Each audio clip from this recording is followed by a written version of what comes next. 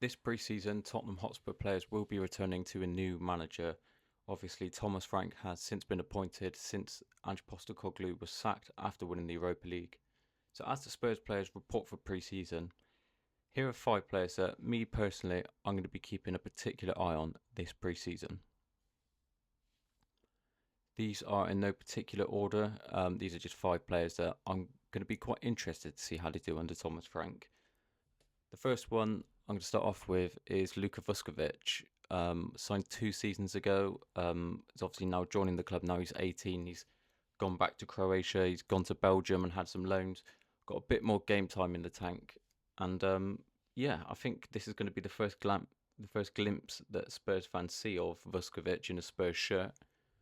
And the reason I think is particularly interesting is because at centre back at the moment, obviously, if you look at the first team candidates, you'd say there's Romero, Van der Ven, Danso, Davies, and Dragusin, and maybe you could even add Archie Gray to that, but let's not for argument's sake. But obviously, Davies just renewed his contract, is going to stay at the club.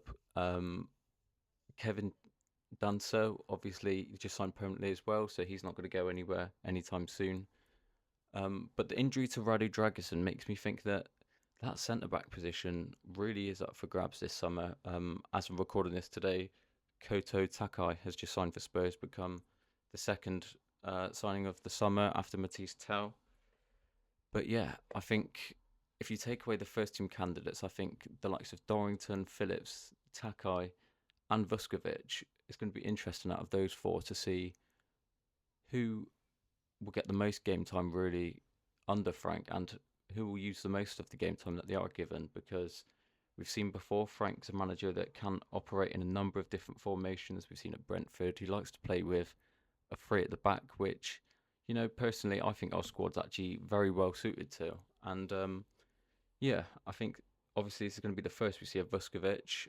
I don't think that I don't know by September. I don't think he's going to be in the first team picture. I think maybe, and this isn't going off any insider knowledge, it's just sort of a gut feeling that he's going to go on another loan, maybe to a Bundesliga club. If that's just sort of the image I see in my head. But again, I must stress, I've got no contacts. This is just based off of just general vibe that I'm getting about Luka Vuskovic. But yeah, I think he's one for the future, definitely. But for now, let's see what he does for pre-season and see if he impresses Thomas Frank. Obviously, one thing that he has seemed to get a bit of a reputation for is being a goal scoring centre back. He scored 7 goals and got 2 assists in 36 games last season, and I think at one point he was actually the leading scorer for any under 21 player in Europe, which was pretty crazy considering he's a centre back. But yeah, Vuskovic, excited to see him. Another player which, not even just for preseason, I think generally under Thomas Frank's reign, I think it's going to be really, really interesting to see how he's deployed, is Archie Gray. Obviously, by all accounts, he was set to go to Brentford last year. I think there were reports that it got as far as a medical. Not 100% sure if that's true. But by all accounts, he did look like he was going to Brentford before we swooped in last year. And obviously, when we signed him last year, he was just coming off his first professional season, really, where he had played right back. So throwing him straight in at centre midfield was a bit of a gamble, considering that after his first year in the Premier League, no, his first year in the Championship, I should say, with Leeds, he didn't really play in the defence midfield position that a lot of a lot of us think that's his natural position. Obviously, I think if you're looking at the minute at right backs, I think he's probably third behind the likes of Porro and Spence. Probably the same for left backs as well. And again, we mentioned centre backs before. I like Gray, and there's part of me which wonders, will his long term future be at centre back? I really, I don't know, because I think he didn't look like a defensive midfielder playing centre back last season, and I think that's probably where he looked most comfortable playing.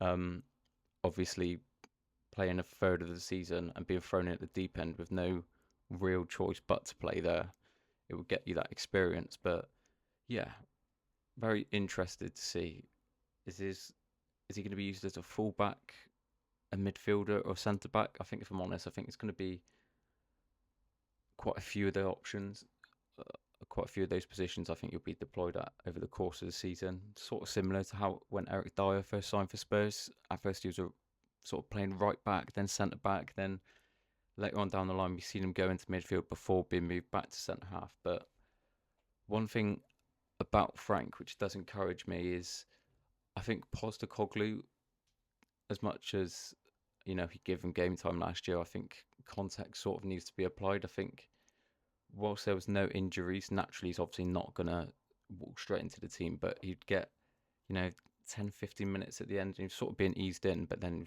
just thrown into the deep end, which is good for his development in terms of game time. But I think the fact that Frank wanted him so badly at Brentford, and if you look at his track record before, I, I'm not. If anything, I'm actually a bit more enthusiastic about Archie Gray and the sort of plan that we as a club have for him now that Thomas Frank's here. So I think that's going to be one to keep an eye on for sure. Another player which I think Frank really, really has the potential to get the best out of is Dominic Solanke. 27, come in for a lot of money last year. And I think if you take the price tag away, which I know it's not his fault that Spurs paid that money for him. Obviously, rival fans will look at the price tag and use that as stick to beat him with. But 16 goals, 8 assists last year in 45 games, and really wasn't given loads of chances. I think the way the wide players were deployed in Postecoglou's system, it didn't really allow for um, a striker to be feeding off scraps. And if anything, he was sort of more like a sacrificial lamb in a tactical sense. So I think to come out of last season with 16 goals and 8 assists, I think that's not a bad return. And if you look at Frank's ability, he sort of his history with strikers, at least in this country, Neil Maupay, bowler counts as a bit of a middling championship striker. And then when he started working with Frank, that's when Frank got the best out of him. He started scoring more, moved to Brighton as a result of that. And then just after that, his replacement, you'd have Ollie Watkins, who Brentford again signed cheap, flipped for big money. And then Ivan Toney, who done the exact same. And I think it is sort of linear if you look at the strikers that Brentford have had, and as Frank's got more and more experience in coaching in England and English football, and even just growth as a manager, I think he got more out of Maupay, and then he got even more out of Watkins, then he got even more out of Ivan Toney. And I think if you look at Solanke, his first season under Iraola, he really, really was a focal point, and I think he could be used in a similar way to what Tony was. He's a big lad, he's physical, he's quite good in the air, and he'll run for absolute hours and hours if he needs to. But I think for all of the qualities we've seen in the Spurs shirt from Solanke, I think the one that most of us expected from him, we've not seen loads of, simply because of the lack of service around him. And I think Spurs can get more chances in towards Solanke, like Andoni Iraola did in his first Bournemouth season. I think Dominic Solanke could be in for a really good season. Staying with the forwards, Matisse Tell. I think this is going to be really interesting. Some skeptics will say, look, Spurs only got him because Bayern owed Tottenham money or whatever, whatever. Regardless, he's here now, and I think he's a player which is so cliche, but he is raw. He's only just turned 20. He's moving to a new league. We've seen even the likes of Bergvall, who shone. They took a lot of time to get up to where they were, and they sort of needed to be able to make those mistakes like young players do. So with Tell, we shouldn't be looking at necessarily the transfer fee. I can understand why people are not 100% sold on him, and I think that's fair enough. I'm not going to tell you how to support your football club. But me personally, I think a player which has won things at Bayern, you can argue how integral he was to it. Clearly seems to be well thought of in the France under 21 squad, which France really have produced some fantastic players across the last 5 to 10 years. And I think Tell really, really could be one of the next big ones. Again, if you look at last season, 3 goals and 1 assist in 20 games. It's not amazing. I could I can certainly see why people would be skeptical, 100%. But again, I think you've got to look at Thomas Frank's ability to coach wide players, the likes of Ben Rama and Bremo, Visser, you know, even Kevin Schade recently, who I think is probably a bit more of a fair comparison, just in terms of the profile of winger, which I think he's very similar to Tell. You know, both coming from the Bundesliga, both in that sort of, are they a striker, are they a winger in between? And I think Thomas Frank really, really, his coaching ability is, if it's as good as the Tottenham hierarchy clearly think it is to appoint him, then I think Tell could be another player which really, really could go on to, have good linear progression under Thomas Frank, in the sense that I think he's a player that he just needs a bit of refinement. And then I think maybe when you're looking at, you know, 22, 23, that's when we really could see his goals output really, really improve in a Spurs shirt. And finally, another player which I'm looking forward to seeing how they do under Frank, and particularly in pre-season, is Wilson Odobert. There's a few reasons for this. I think he's a player which his Spurs career hasn't really got going because of injuries last year. Obviously,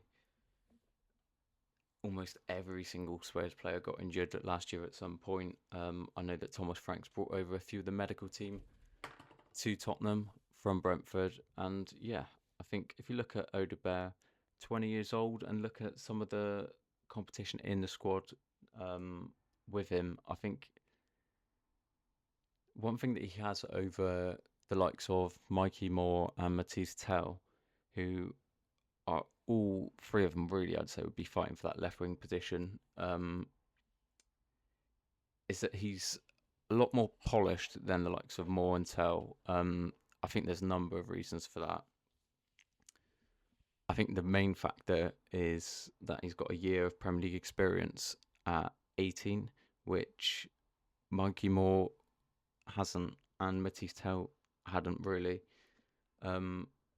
Matisse Tell really hasn't had like consistent game time over his career, but I think Odobert, he really, really, I think, has potential to just become a key player under Thomas Frank, and I think there's a number of reasons why.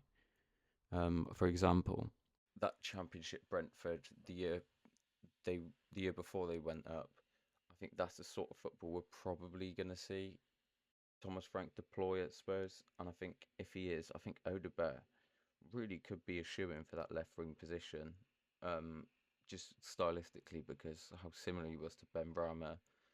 Very easy on the ball, can receive the ball in sort of tight areas, unpredictable, can get the team up the pitch, and I guess it's just a bit of guile in the front three, which I don't think we've seen last year. It felt very regimented.